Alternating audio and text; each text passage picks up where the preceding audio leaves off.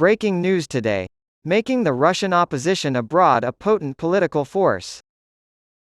Politicians from Russia who are currently living abroad have lost any credibility they might have had as representatives of their country. They have no popular support and are constantly fighting amongst themselves.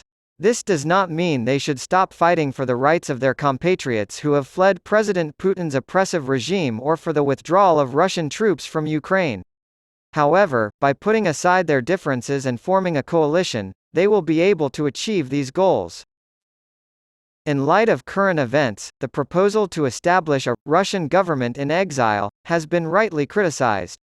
However, the politicians needed to run such a government do indeed exist, are currently working, and are well known to the general public. They have not yet gained the credibility that would come from having the backing of the people.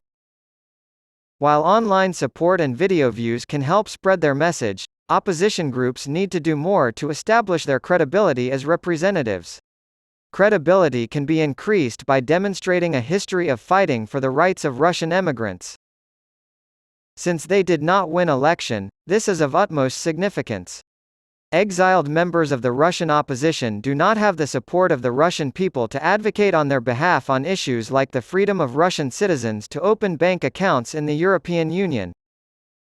Opposition activists and advocates will gradually gain credibility in the eyes of potential voters by championing issues like this one, which have a tangible impact on emigres. This can be transformed into credibility over time.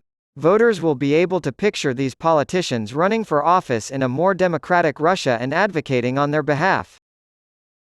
Many people wonder why the Russian opposition doesn't pick a public face like the Belarusian one did with Svetlana Tikhanovskaya.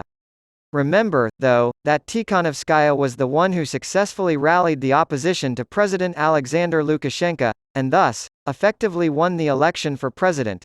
Semantics are at the heart of the problem when it comes to uniting Russia's opposition.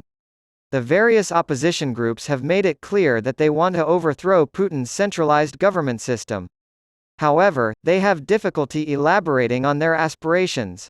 For example, whenever the topic of unification is raised, FBK takes this as a call from a unified political organization.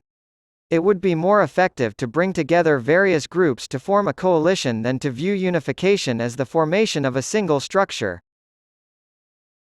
Many critics argue that coalitions are only effective when their participants share a goal that they can more easily achieve working together than they could on their own. As things stand, it appears that the opposition's primary objective is to simply see the current regime in Russia fall. However, the opposition is largely in agreement that centralized power structures are unjust and should be abolished.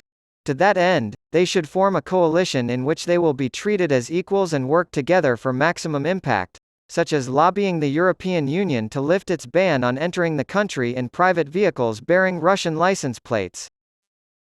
Since this is the case, the opposition should work toward decentralizing Russia. Establishing a shadow government in exile that can serve as a model for future governance.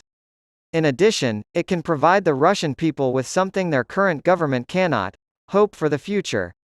Without working together as a coalition, this will be an extremely difficult goal to achieve. The exiled opposition is not a legitimate legislature that can legislate from abroad. It would have very little sway in politics at the grassroots level. Therefore, it should serve as a voice for the Russian diaspora and advocate for causes that matter to them. Keep in mind that the campaigners and organizations behind this effort are not a fully formed government for the new Russia. It gives them credibility and the possibility of running for office in the future.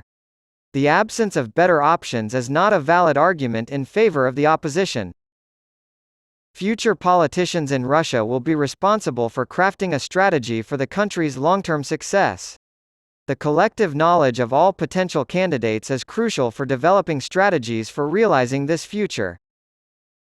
The Russian opposition has a once-in-a-lifetime opportunity to learn from this. Even if they weren't elected to represent the Russian people, those in exile should still work to advance their political rights. The end of the current regime is uncertain. But if the opposition can agree on a shared set of values and objectives, they can build momentum and provide a future vision for the population.